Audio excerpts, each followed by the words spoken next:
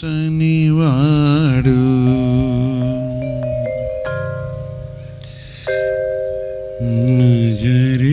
నజరేయుడు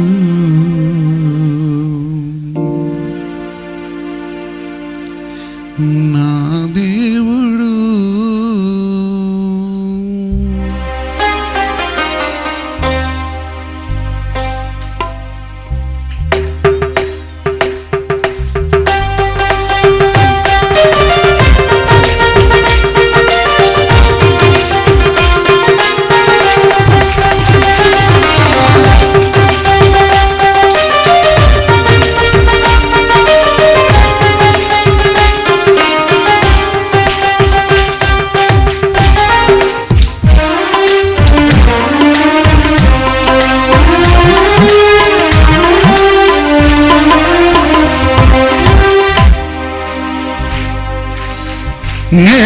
నేరములెంగని వాడు నజరేయుడు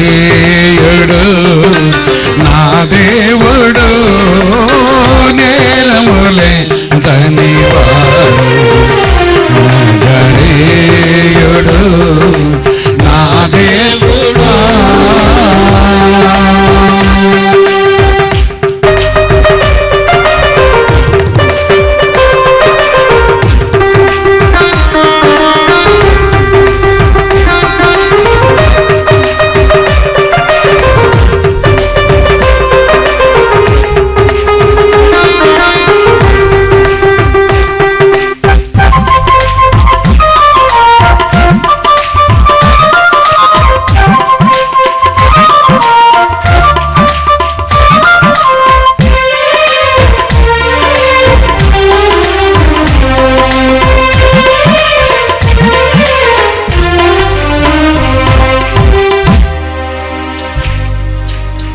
పాపములను పరిహారించే పావనమూర్తి ప్రభు యేసు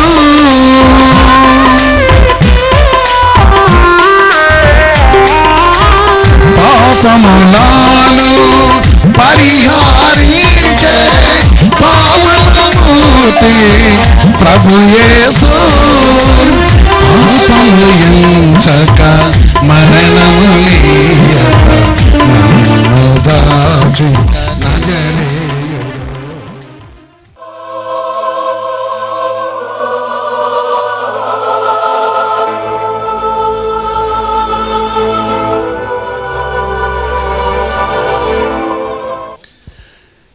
మేక గ్రంథంలో చూస్తున్నప్పుడు ఈనాడు యొక్క పరిపాలన మనకు అనుగ్రహించిన గొప్ప విషయం వచ్చి 5వ అధ్యాయంలో మనం చూస్తే 7వ వచనంలో ఒక మాట చెప్తున్నాడు.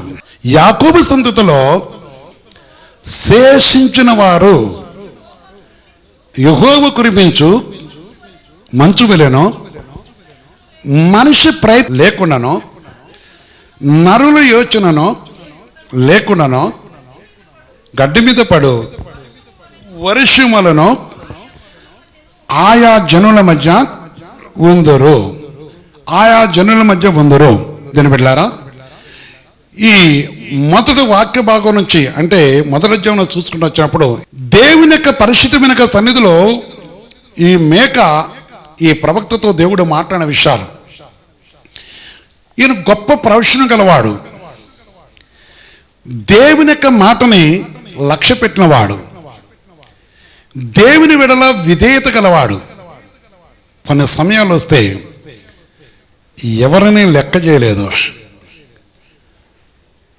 కాల విధానాన్ని కనిపెట్టుకొని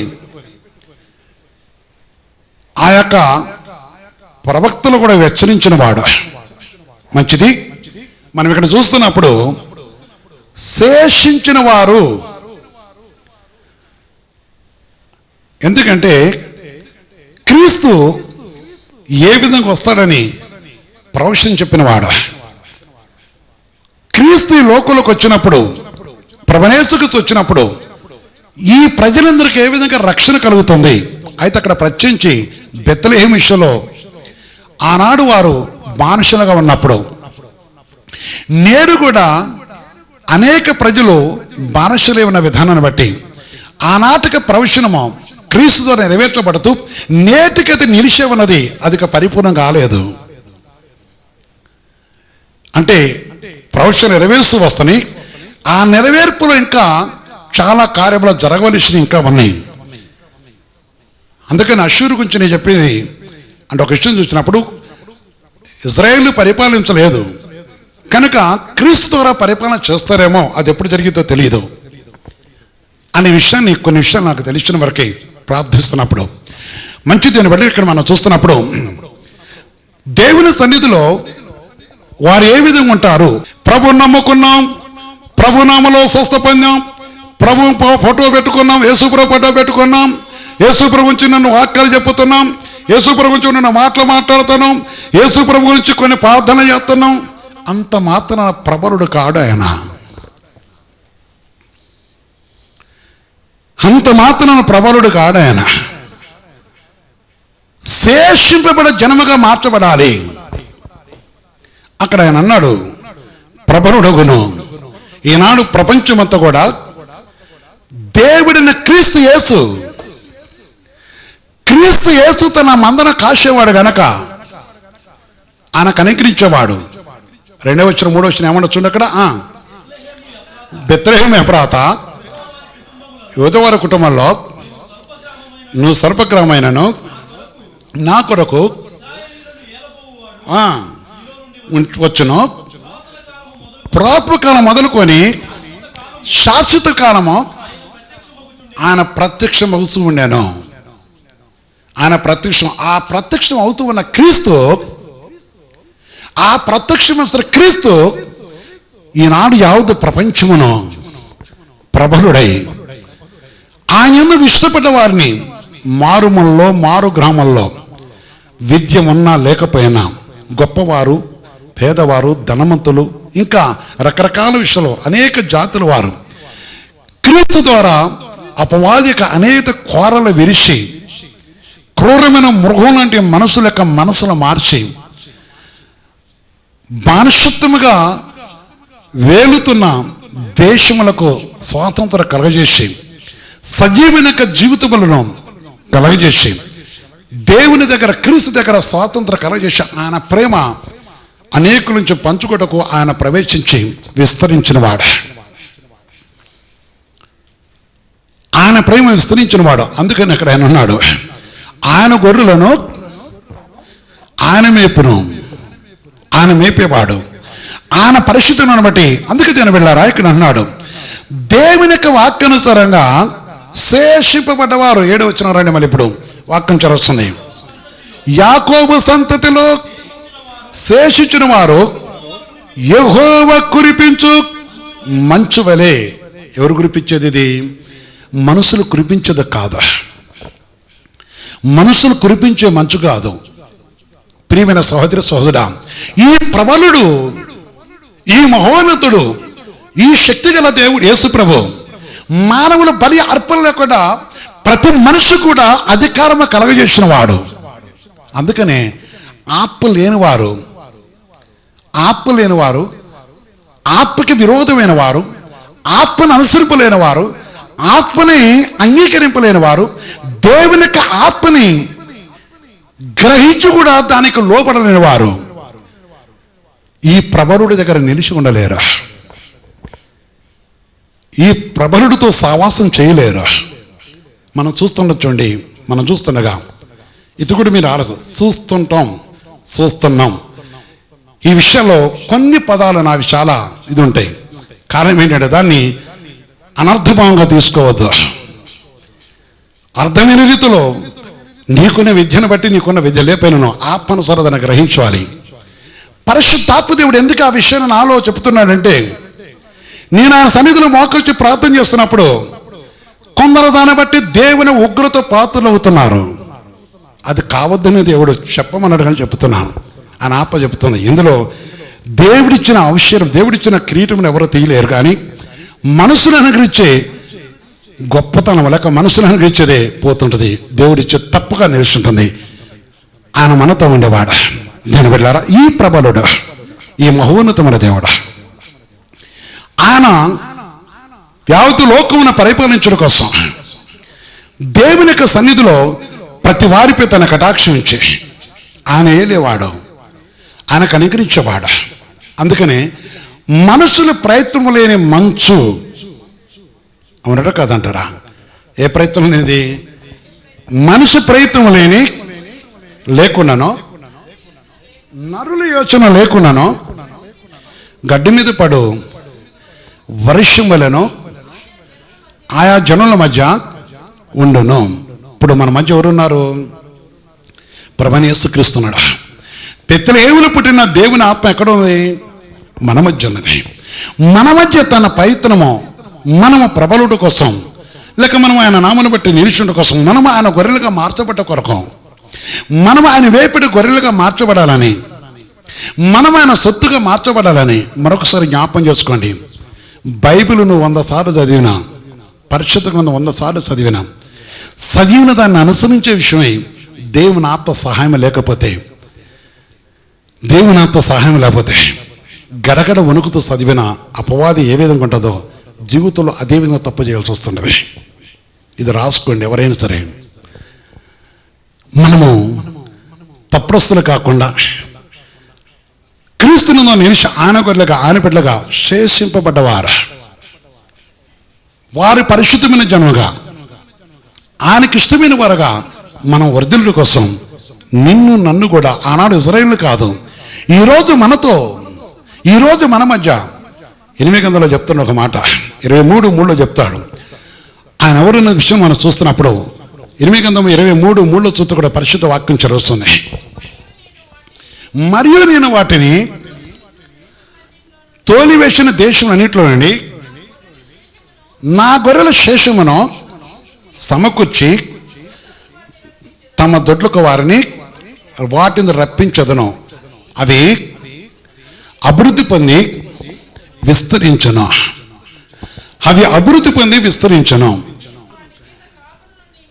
నేను వాటి మీద కాపురం నియమించదును, అవి భయపడకుండా బెదిరిపోకుండాను, వాటిలో ఒకటైనను తప్పిపోకుండాను వీరు నా గొర్రెలను, చాలు ఇక్కడ కొన్ని విషయాలు ఉన్నది అక్కడ, వీరు నా గొర్రెలను మేపెదరు అనగా ఆయన నియమించేవారు, ఆయన వేరుపరుచుకున్నవారు, వారు ఆనాడు చెదరగొట్టబడ్డారు. శేషింపబడే ప్రతివారు కూడా అనగా క్రీస్తు యేసు ద్వారా సమకూర్చబడుతున్నారు, క్రీస్తు యేసు ద్వారా దేవుని యొక్క నామముకు మహిమగా మార్చబడుతున్నారు. క్రీస్తు యేసే గొర్రెలు, ఈ గొర్రెలను కాపాడేవారు, క్రీస్తు యేసే కనికరించేవాడు, క్రీస్తు ద్వారా మానవుడికి రక్షణ కలుగుతుందని ఈ పదవిలో మనం చూస్తున్నాం. యేసు ప్రభు యొక్క శేషము తప్ప ఏ శేషము మిగిలి ఉండేది కాదు, క్రీస్తునందున్న శాస్త్రము తప్ప మరొక శాస్త్రం నిలిచి ఉండేది కాదు. యేసుక్రీస్తును బట్టి ఉన్న ప్రతి ఒక్కటి కూడా దేవునికి రాజ్యం మహిమ కొరకు నిలిచి ఉంటుంది అని పరిశుద్ధ వాక్యం చదివిస్తుంది, పరిశుద్ధ ఆత్మదేవుడు చదివిస్తున్నాడు. ఈ లోకంలో అనేక శాస్త్రములు, అనేక విషయాలు ఉంటాయి, కానీ ఈ దినములను మనం గ్రహించవలసింది ఈ కడవల దినమునక లేక ఈ భయంకర దినములను తెలుసుకోవచ్చుంది. నీవు శేషింపబడ్డవారుగా, శేషింపబడటం అంటే దేవుని పక్షమున మిగిలిన వారు, లేక ఎవరైనా మిగిలి ఉన్నది శేషము. ఈ శేషము అనేది దేవుడు మొదటి నుంచి కూడా చేసుకుంటూ వస్తున్నాడు. ఈ దినములను చూస్తున్నప్పుడు క్రీస్తునందు నిలిచి, పరిశుద్ధాత్మ దేవునితో కలిసి, ఈ సర్వోన్నతమైన దేవునితో నిలిచి, ఈ జీవుల దేవునితో కలిసి, జీవుల దేవుని మాటకు లోబడి, జీవుల దేవుని ఆజ్ఞకు లోబడి, జీవుల దేవుని కట్టడకు లోబడి, జీవుల దేవుని యొక్క సన్నిధిలో నిలిచి, జీవుల దేవుని యొక్క నిబంధనకు నిలిచి, జీవుల దేవుని యొక్క పవిత్రతకు నిలిచి, జీవుల దేవుడు మరి శుద్ధపరిచిన మార్గం నిలిచి, దేవుని యొక్క ఉద్దేశం నెరవేర్చే కొరకు, దేవుని యొక్క కట్టడకు లోబట్ట కొరకు, దేవుని యొక్క కార్యక్రమం నిలిచుట కొరకు, దేవుడు అనుకూల స్వతంత్రం కలిగుట కొరకు, దేవుడి కలగజేర్చిన మేలుని కలిగుట కోసం, దేవుని నామ మహిమ కొరకు ఎవరైతే ఆయన బిడ్డలుగా ఉంటున్నారా, శేషింపబడ్డవారా, వారు దేవుడు విస్తరింపజేసేవాడు, వారిని అభివృద్ధిపరిచేవాడు, వారిని కరుణించేవాడు. ఆయన పరిశుద్ధ 8వ కూడా చెప్తాడు. దేవుని వాక్యలో చూస్తున్నప్పుడు మేక గ్రంథం 5:8 చూస్తే దేవుని మాట చదువుతుంది. అక్కడ యాకోబు సంతతిలో శేషించిన వారు అన్ని జనుల మధ్యను అనేక జన్మల్లోనూ అడవి ముకురముల్లో మంచిది. తర్వాత చదువుకోండి. వారు ఏ విధంగా ఉంటారు? సింహాన్ని పోల్చి మాట్లాడుతుంటారు కదా. సింహం వలె వాక్యంలో మనం చూసినప్పుడు ఏమంటుందట? నీతిమంతుడు సింహం వలె ధైర్యంగా ఉన్న సామెతలు అందరూ చెప్తున్నాడు. 91 కీర్తన కూడా అపవాదులు తొక్కిపీటకు ఆయన నిలిచి ఉన్నవాడు. 13వ వచనం చూస్తే, అందుకని గర్జించు సింహాన్ని నీవు సింహములను నాగుపాములను ఒకే. కారణం ఏంటంటే అపవాది సింహాలు వేరు. యూదా గోత్రమా మంచి తినబడి ఇది కొద్దిగా ముందు పోతుంది, నేను కట్ చేస్తాను. సింహము ఇక్కడ మనం చూస్తున్నాడు. మనం ఏ విధంగా ఉంటాం? ఏ విధంగా ఉంటాం? ఎవరి మధ్య ఉంటాం? అన్ని జనుల మధ్య, లేక లోకములో మన పక్కన వారి దగ్గర మన గృహం ఏ విధంగా ఉంటుంది? మన గృహానికి ఏం సాక్ష్యం ఉంటుంది? క్రీస్తుని కలిగిన మన గృహంకి ఏం సాక్ష్యం ఉంటుంది? క్రీస్తునందు కడగబడ్డ వారికి ఏ సాక్ష్యం ఉంటుంది? క్రీస్తులో ఉన్నవారికి ఏ సాక్ష్యం ఉంటుంది? క్రీస్తుతో కలిసి ఉన్నవారు ఏ సాక్ష్యం కలిగి ఉంటారు? క్రీస్తుని గురించిన వారిని వారు ఏ సాక్ష్యం కలిగి ఉంటారు? మంచు వలె అనే మాట నేను మొన్న కూడా యోనా గురించి మళ్ళీ చెప్తున్నాను. చాలా మంచిది ఈరోజు దేవుని ఆత్మ చెప్పింది కనుక ఆలోచించాలి. దేవునితో కలిసి ఉండటం కోసం పరిశుద్ధాత్మ దేవునితో నీవేమై ఉండాలి? నీ గృహం ఏమై ఉండాలి? ప్రియ సహోదరి, నువ్వు పనిచేసే కాడ కావచ్చు, నువ్వు ఒక మనిషిని ఒక యజమాని దగ్గర కావచ్చు. ఒక చిన్న బాలిక దేశంగా దేశంలో సింహం వలె దేవుని గురించి, దేవుని ప్రభుత్వం గురించి మాట్లాడి సైనాధిపతి యొక్క శాపము తొలిపోటకు ఆమె సాక్ష్యము నిలిచి ఉన్నది. ఎంతమంది తెలిసే మాట? మంచిది. దీని బిడ్డలారా, ఏం తెలుసు మీకు? ఒక బానిస పిల్ల సింహం వలె ఉన్నది. లోబి కాలేదు, ప్రభు గురించి చెప్పుకోటకు లోబి కాలేదు, పరిశుద్ధాత్మ దేవునికి విరోధంగా మార్చబడలేదు. ఆమె బానిస అయినను ఆమె అంతరత్వంలో దేవుని యొక్క ఆత్మ. చూడు, కొంతమంది మన మధ్య ఉన్న స్నేహితుల మధ్య, లేక బస్తీ వారి మధ్య, లేక గ్రామంలో పల్లెలో ఉన్నవారి మధ్య కొందరికి ధైర్యంగా ఉంటారు. కొందరు వాళ్ళ మధ్య పోతే అవును కదా, అవును కదా, అవును నిజమే, మనం కూడా దీన్ని అనొచ్చు, నిజమే, వాస్తవమే, ఇది కదా, అది కదా, అది కదా, ఇది కదా అని వాళ్ళతో గంట కొడతా ఉంటారు. వాళ్ళు మాట్లాడుతుంటే గంట కొడతారు, కొందరు గంట కొడతా ఉంటారు. ఓకే, అవును అవును అవును అదే ఎక్కువ వేస్తారు. కాదు అని చెప్పేవారే సింహం.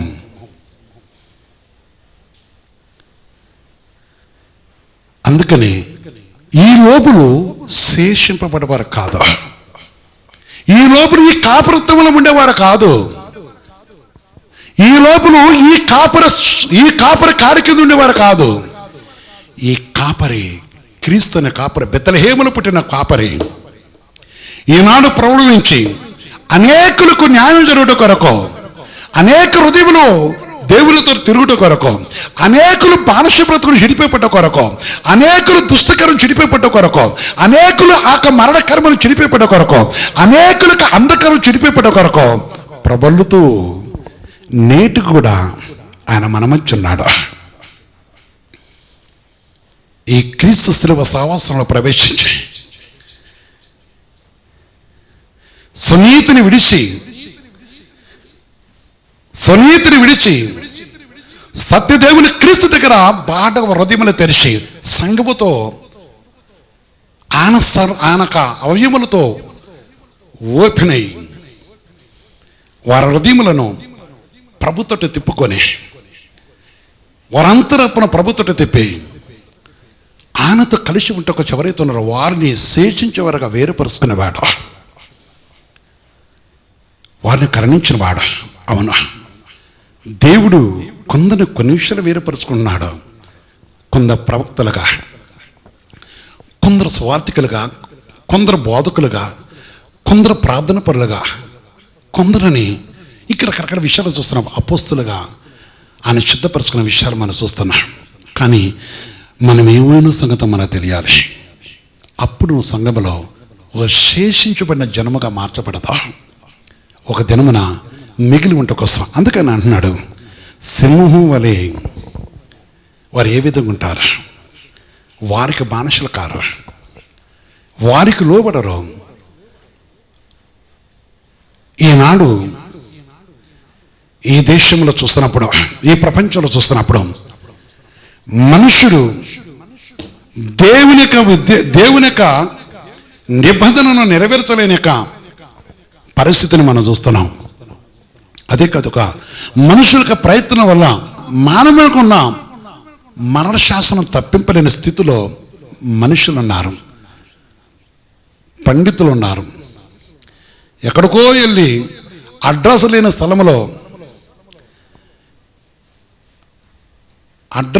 స్థలములో ఇంకా చెప్పాలంటే ఎవరునో రాసిన స్థలములో అక్కడికి వెళ్ళిపోయి ఆ స్థలములో వారు కోట్లు పెట్టి అది మాకు కావాలని కూడా అక్కడ ఎవరు అడ్రస్ లేరు, ప్రయత్నం చేస్తున్న మానవ ప్రయత్నాలు. ఈ భూమి ఏదో అయిపోతుంది. ఒక్క విషయం మనం ఆలోచించాలి. మనకిచ్చిన కృప గొప్పది, మనకనిపించిన మహాకృప గొప్పదే. అందుకని నీవు క్రీస్తుని కలిగి ఉంట కోసం, క్రీస్తు నామను బట్టి నువ్వు శేషింపట కొరకు దేవుడు నేను ఏర్పరచుకున్నాడు కనుక ఆ విషయాన్ని గ్రహించాలి, ఆ సత్యాన్ని గ్రహించాలి. వారు దేవునికి మహిమను కలిగిన వారే, పరిశుద్ధాత్మ దేవునితో కలిసి నిలుస్తున్న వారు. ప్రియమైన బిడ్డలారా, ఆలోచించండి. చాలామంది ఆరాధించవచ్చు. వద్దురా నాయన, నీ ఆరాధన నాకు వద్దు అంటున్న దేవుడు. నీ ఆరాధన నాకు వద్దు, నీ అర్పణ నాకు వద్దు. కొందరితో నీ అర్పణ అక్కడ పెట్టిరా, ప్రేమ లేనివాడు నావాడు కాదు అని కొందరితో చెప్తున్నాడు. కొందరిని నీ మోసకరమైనది నాకు వద్దు అని వద్దని అంటున్నాడు. యెషయా ప్రవక్తతో చెప్తున్నాడు ఆ మాట. మొదలధ్యాయంలో చూస్తే 12 చెప్తున్న మాట, నా సన్నిధి కనపడవలనని నీ వచ్చుతున్నారే, నా ఆవరణ తొక్కుటకు ఏ గృహంలో ఉన్నవారైనా సరే, క్రైస్తవుని చెప్పుకున్నవారైనా సరే, ఓ ప్రభు కొరకు నేను ఏదో ఇచ్చినని చెప్పుకున్నవారైనా సరే, ఇప్పటికైనా శేషింపబడ జనంగా మార్చబడాలి. సహోదరి, మన దేవుడి ప్రేమ గలవాడు, నీకు స్వాతంత్రం ఇచ్చిన వాడు, నిన్ను అంధకారం చిడిపించడం కొరకు నీకు నిన్ను ఇడిపించి నీకు అధికారం ఇచ్చాడు, నీకు శక్తిని ఇచ్చిన వాడు. ఆయన పరిశుద్ధను బట్టి ఆయన శక్తిని ఇచ్చినవాడు, ఆయన శక్తిమంతుడు, అని విమోచించేవాడు, ఆయన నీ వెడల జాలి కలిగిన వాడు, ఆయన నీ వెడల ప్రభువైన యేసుక్రీస్తు నీ వల్ల ప్రేమ కలిగిన వాడు, దేవుడు నీ వెడల కనికరం కలిగిన వాడు. అందుకని అన్నాడు కదా, ఆయన కనికరం గలవాడు,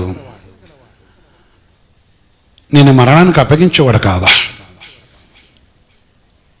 ఎందుకు కనికరం గలవాడంటే నేను నాశనం చేయటం కానీ ఇష్టపడలేదు.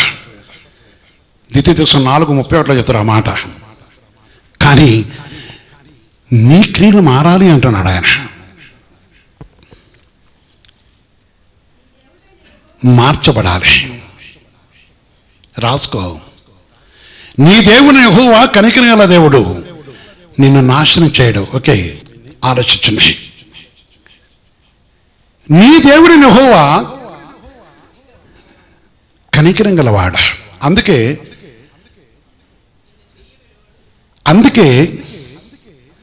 ఆయన నీ చేయి విడిచేవాడు కాదు, నిన్ను నాశనం చేసేవాడు కాదు. ఆయన్ని నాశనం చేయడం 91 కూడా అదే మాట చెప్తున్నాడు. ఆయన్ని కుడిపార్శ్వం నుంచి వాడు ఇంకా చెప్పాలంటే 116 కీర్తనలు కూడా చెప్తున్నాడు. ఇంకా చెప్పాలి మంచిది. ఇవన్నీ ఒక వ్యక్తి అయితే నీతో ఏమని ప్రశ్న వేస్తున్నాడు ఆయన? ఆనాడు ఆ ప్రజలతో చెప్పాడు, ఈరోజు మనతో చెప్తున్నాడు. ఈ కాలమున ఏది నీ రోషం? ఈ కాలమున ఏది నీ పౌరుషం? ఈ కాలమున ఏది నీవు దేవుని దగ్గర పెనుగులాట? ఈ కాలమున ఎవరికోసం పెనుగులాడుతున్నావు? ఈ కాలమున నీ కాలమంతా కూడా, నీ సమయమంతా కూడా అలమరతోనే బతుకుతావా? క్రోధంతోనే బ్రతుకుతావా? మత్సరంతోనే బ్రతుకుతావా? ఆ నీతిహీనమైన క్రియలు ధరించుకుని బ్రతుకుతావా? దేవుడు నిన్ను తప్పిస్తున్నాడు కదా. ఆలోచించిన దేవుడు వెళ్ళారా? ప్రేమమయుడు ఆయన. మన దేవుడు గొప్పవాడు, ఆయన ఆశ్చర్యమైన దేవుడు, ఆయన గొప్పవాడు. ఈశ్వరమినే వాళ్ళరా, నీ ఎంతగా కాపాడుతున్నాడు చూడ. నీ పక్కన వరకు జరుగుతున్నది నీకు రాకుండా కాపాడుతున్నాడు. నీ పక్కన వరకు వచ్చిన ఆపద నీకు రాకుండా కాపాడుతున్నాడు. నీ పక్కన వరకు ఉన్న దుఃఖం లేకుండా నేను కాపాడుతున్నాడు. నీ పక్కన వారు ఉన్న ఆ భయంకర స్థితి నీకు లేకుండా, ఆ కుటుంబంలో జరుగుతూ నీకు లేకుండా కాపాడుతున్నాడు. ఎందుకు తెలుసా? వారి కొరకు నువ్వు కూడా శేషింపబడ్డ ప్రజలుగా విజ్ఞాపన చేయాలి. యథార్థమైన హృదయంతో రావాలి. దేవుని ఆత్మ నాతో చెప్పింది, నా ఆత్మకి విరోధమైన వారిని జాగ్రత్త. చాలా చెప్పి ఏడ్చాను నేను.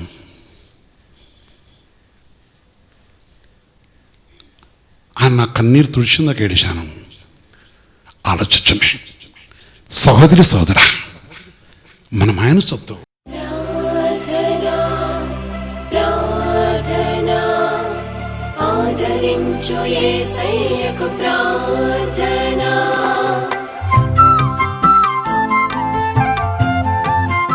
తండ్రి జీవలేసయ్యా, నీ పాదాలకు వందనాలు చెల్లిస్తున్నాం.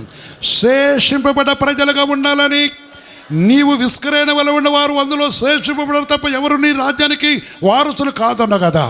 నీవు వేరుపరుచుకున్న నీ రక్త వెలతో కొనుక్కుని బిడ్డలు తప్ప ఎవరు నీ రాజ్యంలో ప్రవేశింపలేరు కనుక ఒక్కసారి ప్రతి వారిని జ్ఞాపం చేసుకొని నీ నామని డిబెట్లు ఈ సమయం ఎవరైతే అడుగుతున్న వారందరినీ మీరే మీ శేషంలోకి తీసుకొని మీరే స్థిరపరచు ఆశ్రయించి ఈ కుటుంబంలో క్రీస్తులతో ప్రతి వారికి రక్త సంబంధులు కూడా కనికరించి ముఖ్య సంగమంతులు ఎత్తుపట్టుకొని స్థిరపరచమని యేసుక్రీస్తు నామమున ప్రార్థించి వేడుకొస్తున్నాం తండ్రి.